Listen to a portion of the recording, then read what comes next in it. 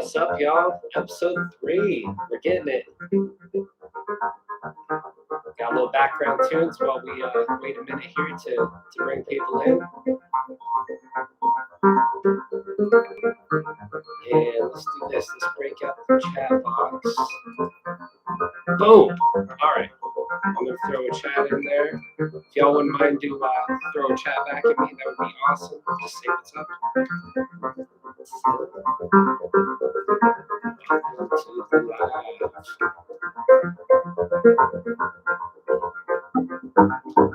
Good deal.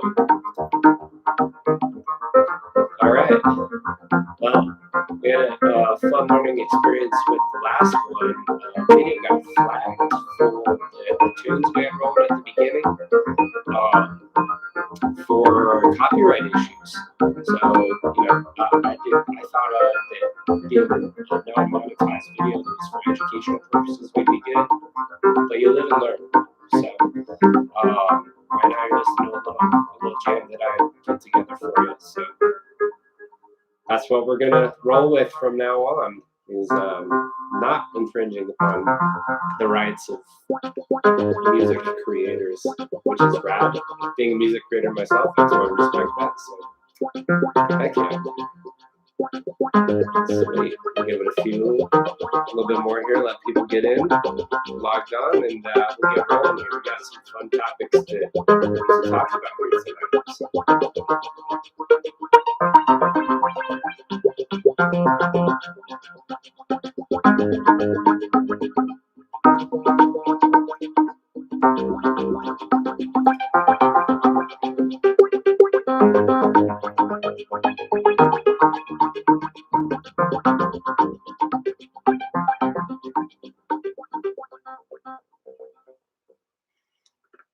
All right, what is up? What is going on? Joseph Ausmus with eXp Realty, here to answer your questions. Appreciate you guys coming to check it out live. If you are not able to, and you're watching this on a recording, you already know we record every session here. So any little gems that we have during our live sessions are all going to be on the YouTube channel for people to check out at a later time.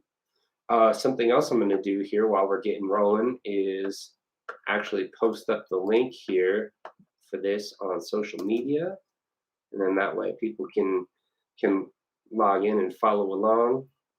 Boom. Here we go.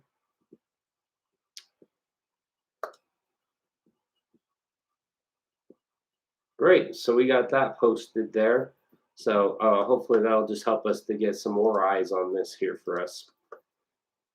Awesome. So I want to begin by giving a shout out here to my man Rich. Sent me some questions that we're going to address some of them on the channel tonight, and then we're also going to save some of them for next week, just so that we have enough time to give everything the proper attention, right? So let's start with septic fun. Septic systems. When you buy a home, you are going to have water and wastewater, or black water, and that wastewater is going to be handled one of two ways primarily. One would be a city sewer that the house is piped to, rolls out to the city sewer line. With those, the main consideration is the sewer line from the house out to the city line. We want to make sure that line is intact. We want to make sure that it's not crushed or crimped, or that there's anything crazy going on, any root intrusions. That back in the day, those lines were commonly made out of clay, which is what it is what they used back then, and we run into issues with that clay breaking, getting crushed if there's some movement in the soil. That can cause that pipe to get crushed, but not even just clay, even like cast iron could get crushed, right? And there's other materials too, plastic, PVC. So how do we accomplish that, especially when we're in the process of buying a home? It's called the sewer scope. And lots of my inspectors handle it in-house. Some of them will outsource it uh, to someone that specifically just does sewer scopes. So I've got a lot of great contacts there with both of those. So if that's of interest to you at all, learning more about that process, um, let me know in the chat. Hit me up. But that I digress though, because the city sewer line is one method, and the septic system is something else. Septic system, it's similarly piped out of the house, and it goes out to a septic tank. And the primary goal there in the septic tank is to separate the solids from the liquids. We're all grown folks here, so we can talk about, we can talk about what happens in the bathroom, at least to some extent, right? But I'm not going to get too dirty on it with you. But we're separating that stuff out, and then liquids are going from there out to a box with most common systems. And I actually pulled up a helpful guide here that I'm going to roll through just to make sure I don't miss these key points. And the wastewater would exit the tank and is going to hit a distribution box, is the term I'm looking for there. And then from there, it's going to be distributed via that distribution box out into the leaching field or the drain field. So that's another component of a septic system. And then basically those liquids are going to then percolate out through the pipe there and into the soil, which will reclaim the water for future reuse by naturally removing the harmful bacteria, viruses, and some nutrients, pulling through there. But that is, in essence, how a septic system works. Pros and cons to each, as with most things in life. And, if you have questions or stories about a septic, definitely hit me up in the chat. Let me know what's going on there. Oh, we got a thumbs up. Nice. I thumbs up to you. Booyah. I hope that you can hear me and see me, but usually when I start getting some feedback there and some thumbs, that's a good sign. So beautiful. We're gonna rock and roll with this here. I'm gonna jump back into septic fun. Yes. So one of the pros of a septic is that you don't have wastewater that you're paying to the city each month. It's one less utility bill. But I want to put a caveat on that although you're not paying that bill monthly, it's still highly, highly recommended that you budget for and allow for the maintenance of that septic system. And we're going to dive into that. But when you're buying a property with an septic, you want to get it inspected. Septic inspection. That's kind of fun to say right there. Septic inspection. But your inspector is going to check for the following. They're going to check pumping and maintenance records, age of the septic system, sludge levels and scum thickness in the tank, signs of leakage, such as low water levels in the tank, signs of backup, such as staining in the tank above the outlet pipe, integrity of the tank, inlet and outlet pipes, right? So there's a lot of moving parts here, and your septic inspection is going to laser focus on those aspects of your home to make sure this system is working well, because that's the last thing that you want is a sewage backed up into the house. Who wants that? No, not me, not you. Mm-mm. So they're also going to go out to the drain field and check out for signs of system failure out there, like standing water. Definitely don't want that with your system. You want that water to go out into the soil and then be absorbed from there. You don't want it coming up to the surface, because again, this is going to be a stinky mess down there. If you got to mow, you don't want to be doing it in your standing water above your septic leaching field. Nope. Your inspector is going to also check that distribution box, make sure drain lines are receiving equal flow make sure that everything's balanced, right? And also all available records to ensure the system complies with your local regulations regarding function and location. That's the other aspect that Rich wanted me to talk about was those local regulations. So your septic system, and mind you that a lot of counties did not used to do it this way, but they have now started doing it this way. So I see this on particularly mountain properties, or properties with acreage, also out east, that have a little bit larger of a lot, and have a septic system on it. If it was built before the county implemented those, and each county implements them at different times, so I can't just give you a coverall date. If it was built before 2008, uh, it depends on the county. So that would be something to dive into, or send it to me and I'll dive into it, and I'll look up the county information on that and let you know. But um, what I've seen is if the system was installed before the county implemented regulations, and then they did, that it might not be up to the new codes, and that happens a lot in housing with other systems of the home too, not just septic, right? An older home is not going to be built to the modern day codes. That's just not possible. But with the septic in particular, where it might get you is when you go to sell that property. You want to make sure that the septic system complies when you're selling it. Otherwise, it could be something brought up in the sale process that actually puts a halt on everything until folks jump in and get it taken care of, get the system updated, upgraded, what have you. Awesome. How we all doing tonight? Let's see. Throw me some chats if you're on live. Appreciate you guys checking it out. Appreciate the thumbs up. Yes, beautiful. But yeah, septic systems are often rated for how many bedrooms in the household. That's another consideration.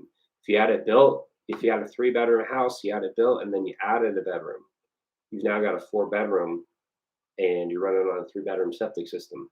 That might come up during the sale of that property. So just something to keep in mind. Cool. Awesome. Let me jump back to my guide here. We're going to keep rolling through. Let's jump through. Let's talk about the maintenance of the system, and then I'll kind of move on from this topic here and just keep it rolling. Keep it light and keep it fresh, right? Beautiful. All right. So septic fund. All right. You're getting it inspected. And by the way, you don't just get it inspected when you buy the home. And that's something that's called preventative maintenance. You're going to want it to be inspected to make sure all those components are working well for you. So, and it's recommended to do that every 3 or 5 years. Oh, hey, what's up, guys? What's up? Got Sam on here. Yeah, buddy. What is going on, my guy? Oh, sweet. That's a great question. Let me wrap up this septic piece, Sam, and I'm going to get back to you here on that one. We're going to segue into that next. And A, what's up? What's up? Is it easy to upgrade a system? No. And it depends on what part you're looking at here. If you need to upgrade the tank, those tanks are typically buried. So you'd have to excavate and remove the tank. It's not an easy job, not an inexpensive job. It can be rather costly. So you just want to, hey, Samantha, great info. Yes, appreciate you. That's what's up. Cool. But yeah, when it comes to something like that, if you've got to upgrade a tank, that's a larger cost item. If you've got a leak in the pipe and you just got to take care of just a section of pipe that's leaking, it's probably going to be less costly. So it really depends on what we're looking at here. So cool.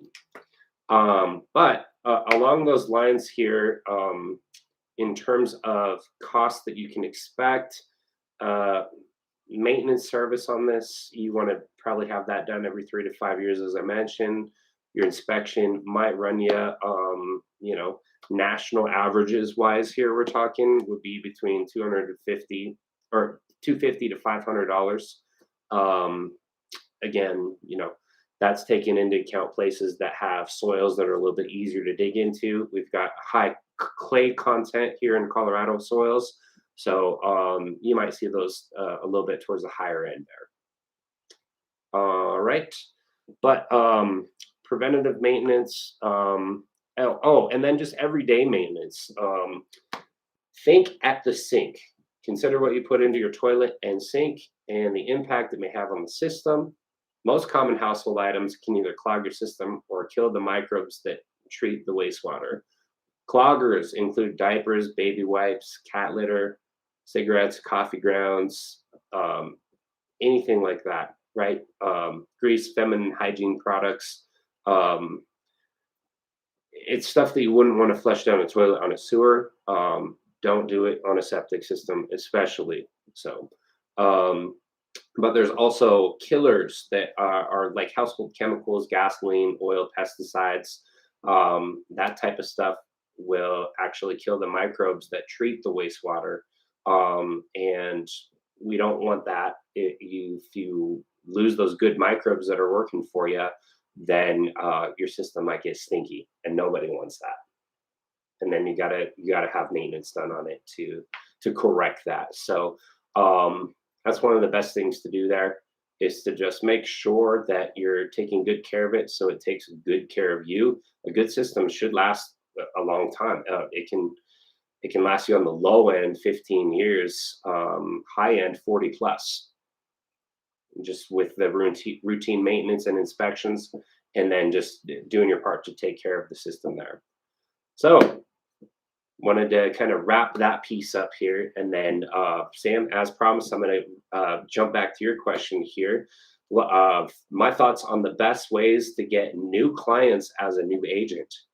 Probably what I would focus on as a new agent would be the lowest cost ways. So getting out there, telling everyone that you know that you're in real estate. I literally went through my phone and I created a database out of that, and I called every single person. I said, hey, guess what? I'm in real estate now.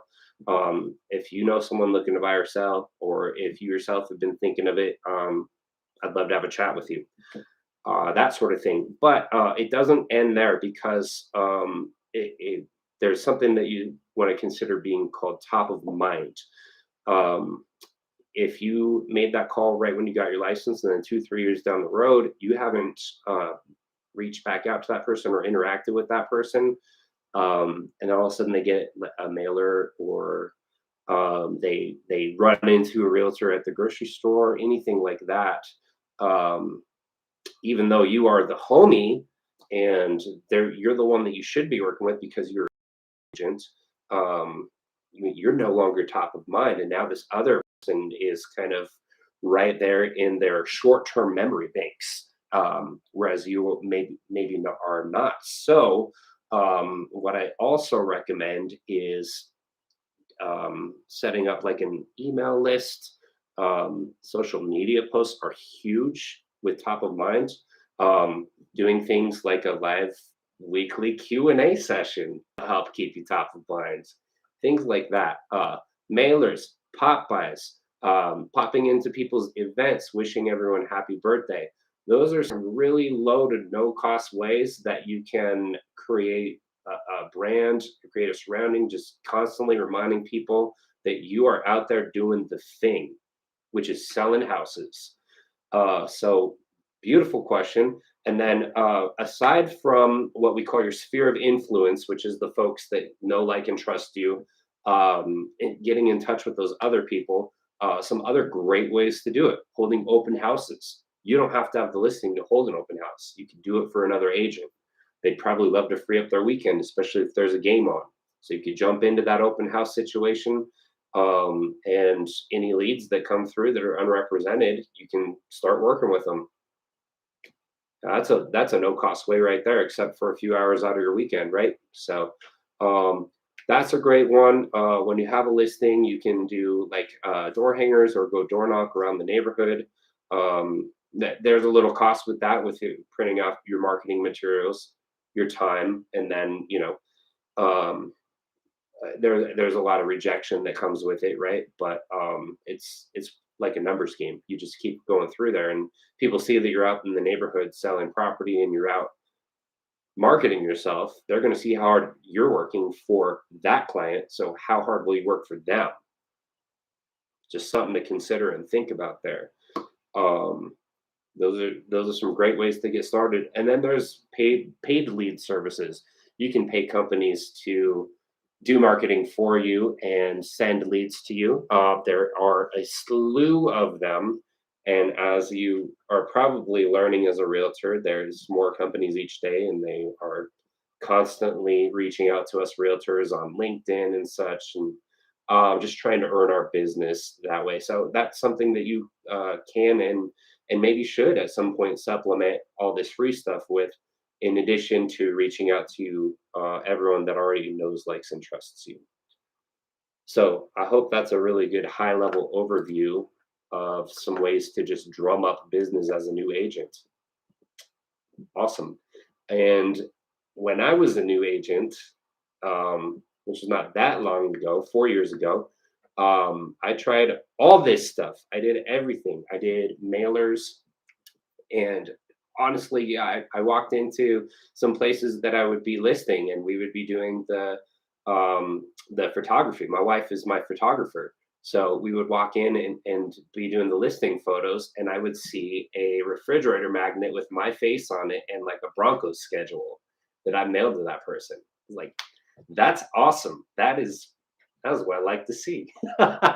So little things like that, and you can get that done for not too expensive. By the way, when I made those initial calls letting people know that I got licensed, I reached out. I said, "Hey, would you love to join my email list? Can I grab your email? And I'd also like to mail you cool little things like Bronco schedules. Could I get your address to do that?" So, and then I literally just made an Excel spreadsheet. I use a software now. My brokerage provides me a great software that I don't have to spreadsheet it up. But when I was first starting out, didn't know what I didn't know, and I was just grinding it out. And that's what I did. So, and it was effective. It brought me some business and kind of got my career kick started. So, hope that's really helpful to you there. And I wanted to jump to your question as well. We were talking about construction defects that can and have held up sales, and you wanted to know if I had any stories of that. The first fun one that comes to mind was a brand new build. And part of the new build process, there's several inspections that happen with the county, and they have to sign off on like the framing, or first the excavation. If they're doing a basement or a crawl space, then they have to sign off on the framing. They have to sign off on the plumbing and electrical. In all, I think there's usually 5 inspections that happen that they have to get signed off on. And if they find something wrong there, they have to go back and correct it to be able to pass that inspection. So builders love to tell people about that. They love to tell people about that.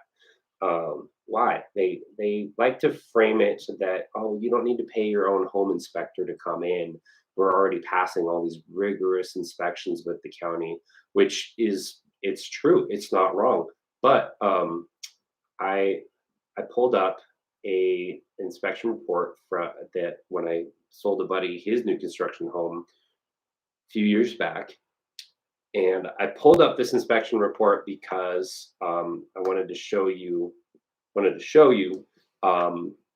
just what could be involved if you don't get a home inspection, what you might be contending with on that new build. So let me jump to that real quick here.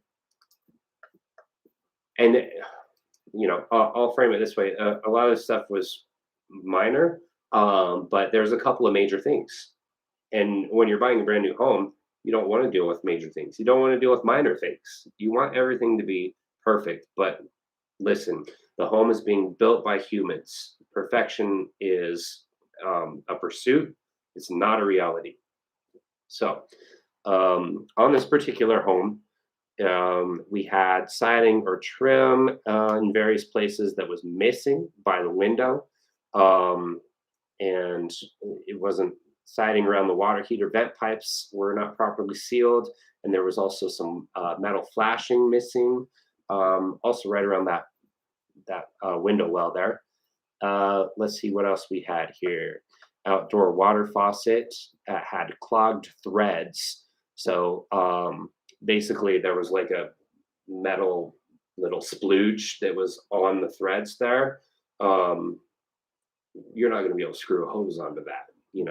And they were buying the home in the winter time, so of course it wasn't something that would be necessarily top of mind that you'd be thinking about at that time of year. But come spring, and especially if you want to start getting some landscaping going on, you got to get water out there. You go to plug that or go to screw that hose on, and you're going to need a brand new bib. You shouldn't have to pay for a new bib because you just paid for a whole brand new house. So just little stuff like that. I mean, those are relatively minor. The siding and the flashing, I put that in the medium column. Like that's something that needs to be fixed. Um, this hose bib is whatever. That's minor.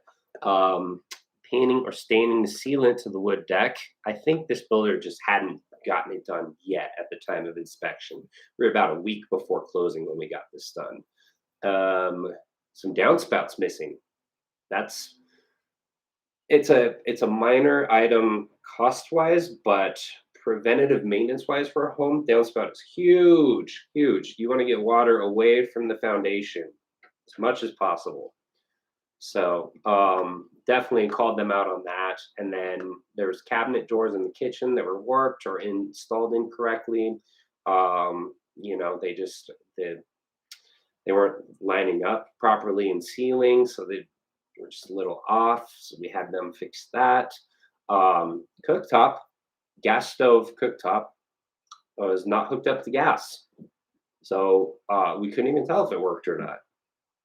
So we had to have them come in and hook that up and then to verify and confirm that it does work correctly. And that's kind of the job of the home inspector, right? They're not there to fix things for you, tell you how things are going to be done. They're just there to observe and report, like that Seth Rogen movie. They observe and report. They say, hey, this looks a little funky. Might want to have it checked out by a professional. That's their job. That's their whole job. Let's see here. Oh, yeah, we had windows. Let's see, what was going on with the windows? Oh, just the windowsill. It needed to be patched and painted. Little stuff like that. Let's see here. Oh, yeah. And I saved the best one for you here. We had, when they were installing the washer and dryer, they were on not the main level, but the upper level with the master bedroom. The washer and dryer, while they were hooking it up, there was a leak and water went underneath the flooring, went out of that little laundry space and out into the hallway and even out into another bedroom. And there was evidence of that moisture. We could see staining on the siding behind the trim along the bottom of the walls there. We had to have them pull up all that flooring and remove that. Can you imagine if those homeowners signed off on their brand new home, got their keys, and then moved in, and they had moisture under the floor from a stain already? Crazy. And because we're a week out from closing, we've already passed those 5 inspections I told you about. So if you are wanting to save, $400 or $500 on an inspection and just forgo it because it's a brand new build, you don't need all that. I'd caution you not to do that. Just make sure that you're covered, right? I've got some awesome inspectors, and maybe I'll bring someone back to, connect with 1 or 2 of them on here, just as like a preferred homie vendor to just share some stories and stuff, because they've got stories. The funnest one I had was another new build that the last step is they have to do one final inspection to get the CO, the certificate of occupancy, and we can't close without it. And what held up the CO, or was about to, until I got involved and I called the builder, was they said, oh, I can't issue a CO because there's no transition strip on the flooring from this one room to the other. So you know how you have a transition strip when you go from like carpet to linoleum. There's maybe a little metal strip there along, or maybe a little wood strip that's kind of just tacking down that carpet. They just had it tucked under. The carpet was just tucked. It wasn't even, they didn't have a transition strip in there yet, and it was going to hold up the whole deal over what, like a $2 part, maybe five if you're going high end here. I don't know.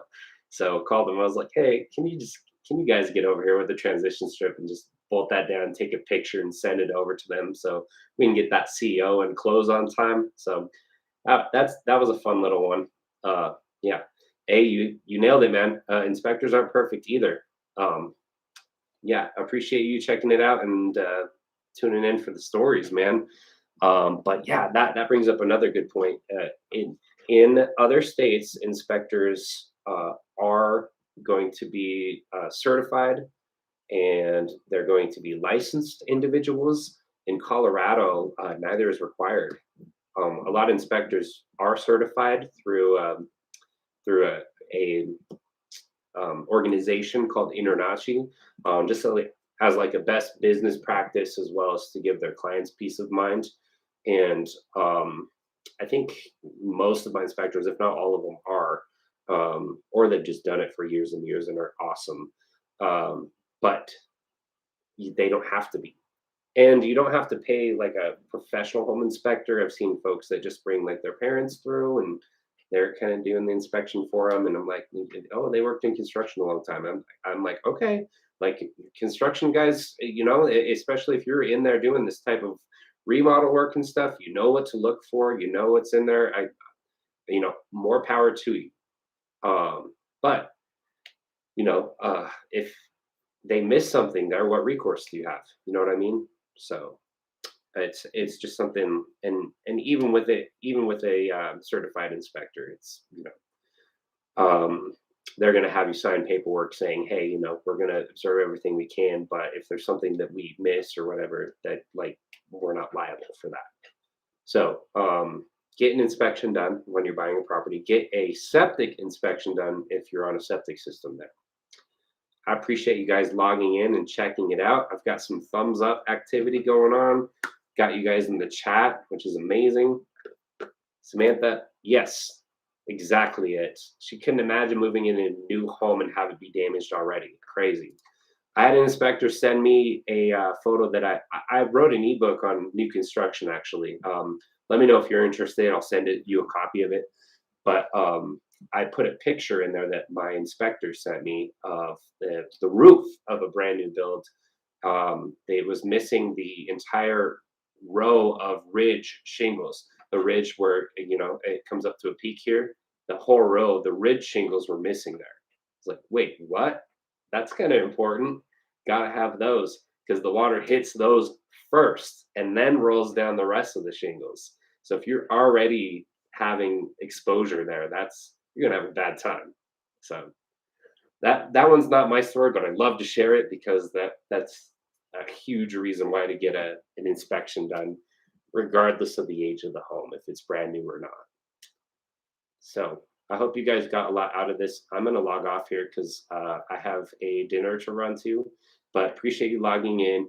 This will be recorded. It'll be up on the YouTube. Subscribe to the YouTube channel and it'll notify you every time that we go live here.